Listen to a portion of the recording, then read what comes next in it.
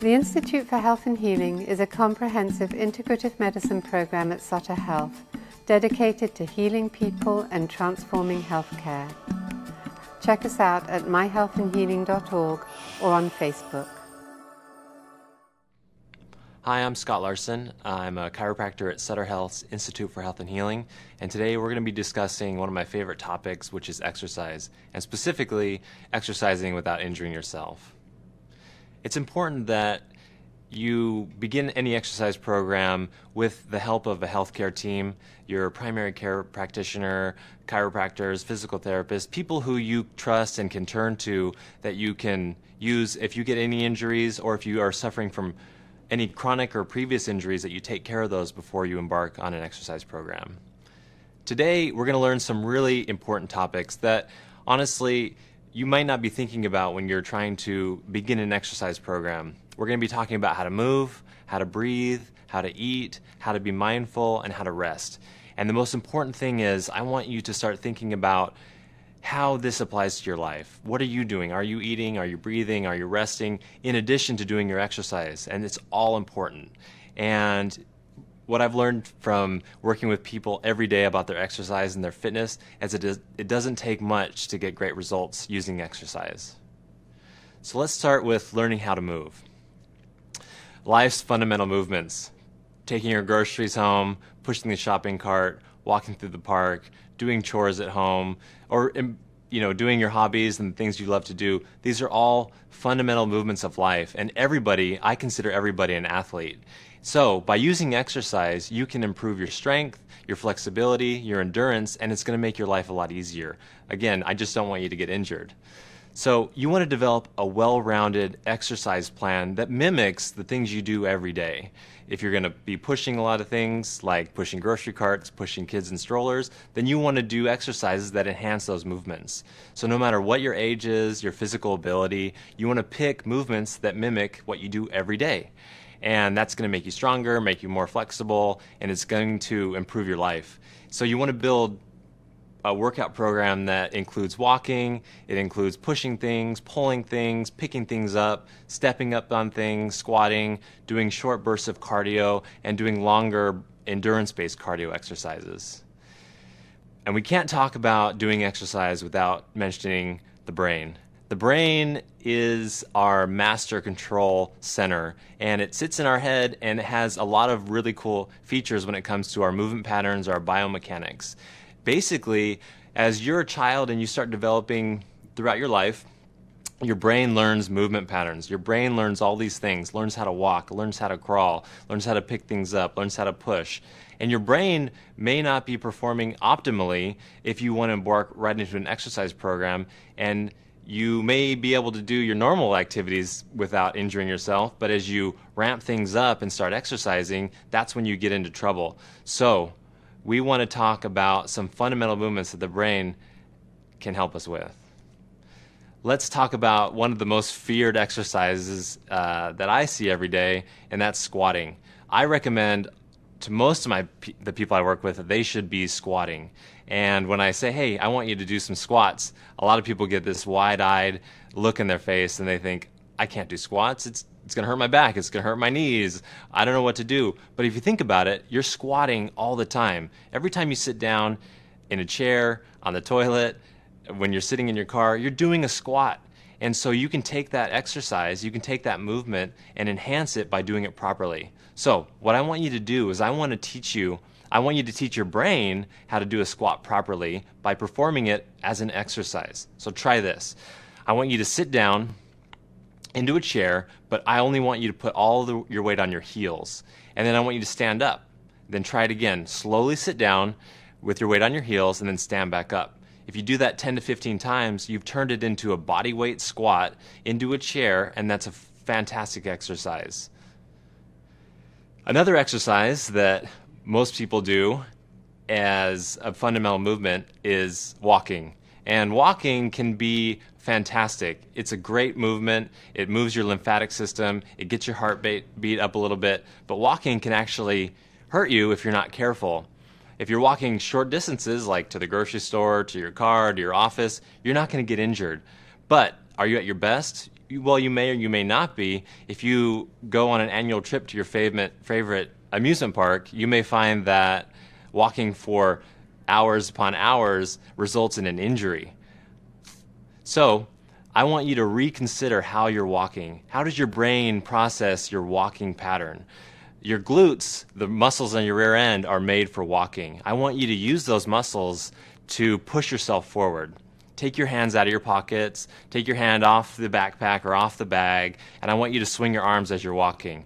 Twist your core muscles and help them propel you forward. You use your opposite arm, opposite leg, and probably the most important thing is I want you to pay attention to where your toes are pointing as you're walking down the street. They should be pointing forward. And look at this as a challenge. I want you to relearn how you're walking. So I want you to look at walking as a challenge. And everybody walks. So do me a favor. Take out your favorite shoes and look at the bottom of them.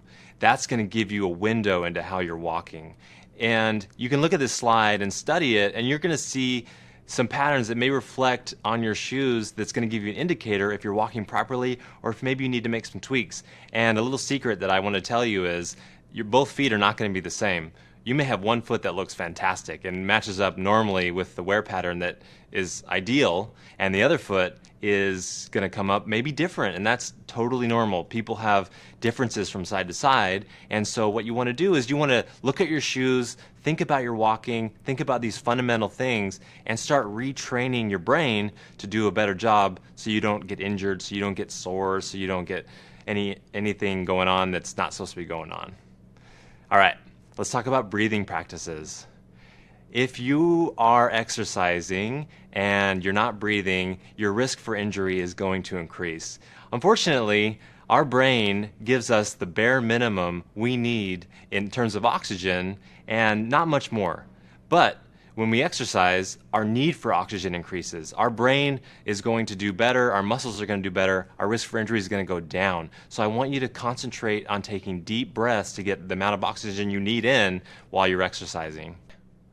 All right, so proper breathing during lifting weights is really important. As you're pushing, that's when you inhale. As you're relaxing, that's when you exhale. We want to make breathing really simple. So there's some no-nos and there's some do's. So just think of it like this. Do not hold your breath while you're exercising. That's going to increase your blood pressure. That's going to increase your risk for injuring yourself. What you do want to do is you want to use your belly to breathe, okay? It's called diaphragmatic breathing. And while you're exercising, you want to be smooth with your breaths. You want to breathe deeply. That's going to get oxygen down into your lungs. It's going to make your brain perform better. It's going to make your exercise a lot easier. So let's talk about eating now.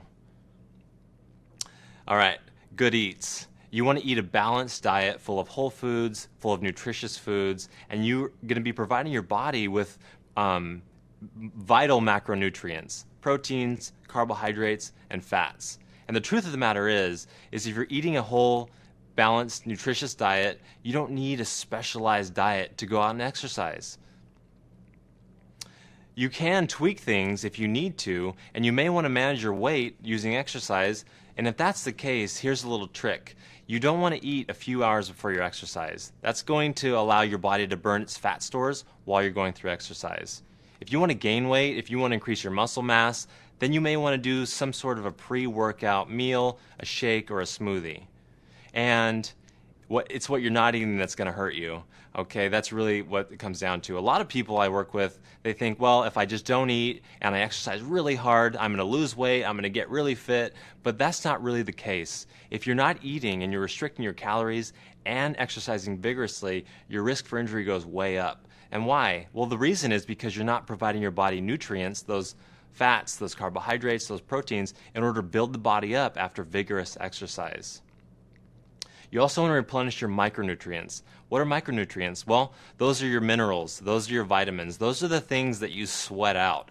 Because it turns out your sweat is not just water, it's minerals and it's vitamins as well. And so you want to be replenishing those electrolytes, those minerals, those micronutrients as you exercise. And this is one of my favorite ways to do it. They have water bottles that you can get that you can infuse with your favorite berries, your favorite fruits, your favorite vegetables, a cucumber, mint, and you can take the electrolytes from those wholesome and delicious foods and replenish your body using those as you drink. So let's talk about mindfulness. So I want you to pay attention to your body as you exercise. Think about things that your body is telling you, because your body contains wisdom and it can be accessed through mindfulness. And mindfulness is simple. It's the ability to focus your awareness in the present moment. So you want to be focused, you want to be present while you're doing your exercise. And if you do that, you're going to pick up encouraging or subtle warnings from your body that may signal you on which path you should go day by day, because you're not the same person as you were yesterday, and tomorrow you're not going to be the same person. So every day you want to pay attention to how your body's feeling. Are you tired? Do you feel strong? Do you need to ease off on your exercise, or can you go a little harder?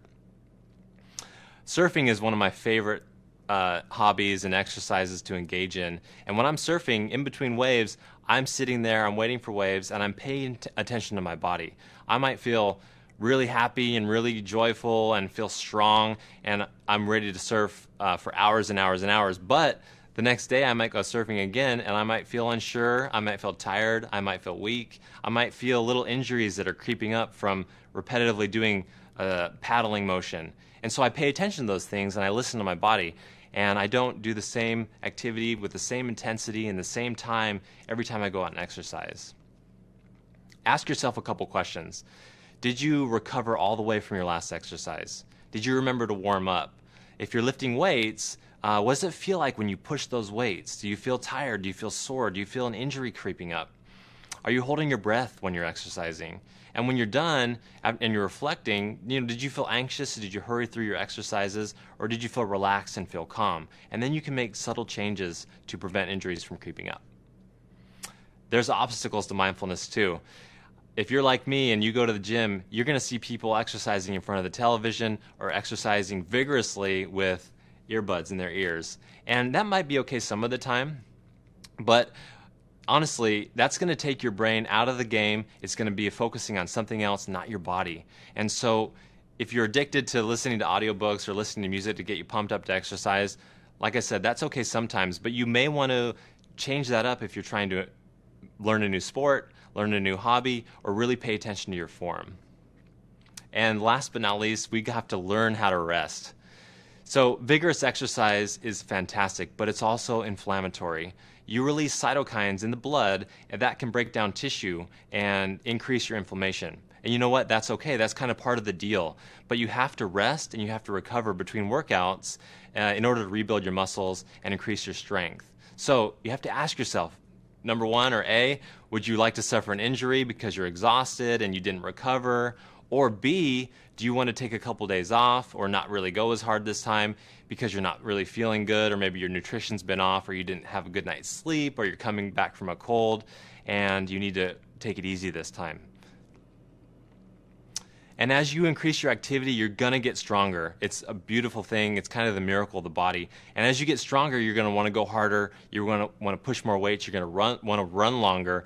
But I want to caution you that you have to actively rest, okay? And what do I mean by actively rest? Well, basically, you have to take advantage of those downtimes to do things to take care of your body in order to prevent injuries from creeping up.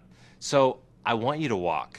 Okay? I want you to pay attention to your body when you stretch. Do things hurt? I want you to use a foam roller. I want you to do a gentle yoga class. I want you to get a massage frequently. As your exercise increases and you feel stronger, you have to actively prevent injuries using those techniques. And as you rest and recover, you're going to feel stronger, and it's going to keep you in the game a lot longer. Thank you for joining me today. I want you to get out there. I want you to enjoy life. I want you to exercise. It is a tool for an overall healthy lifestyle, but by all means, do not get injured. Think about the things I suggested today and really take those to heart and take it easy. It's a long game. It's not a short gain. So I'm Scott Larsen for the Institute for Health and Healing, and thank you for joining me today.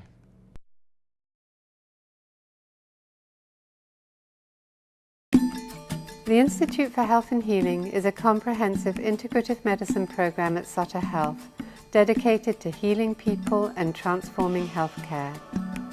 Check us out at myhealthandhealing.org or on Facebook.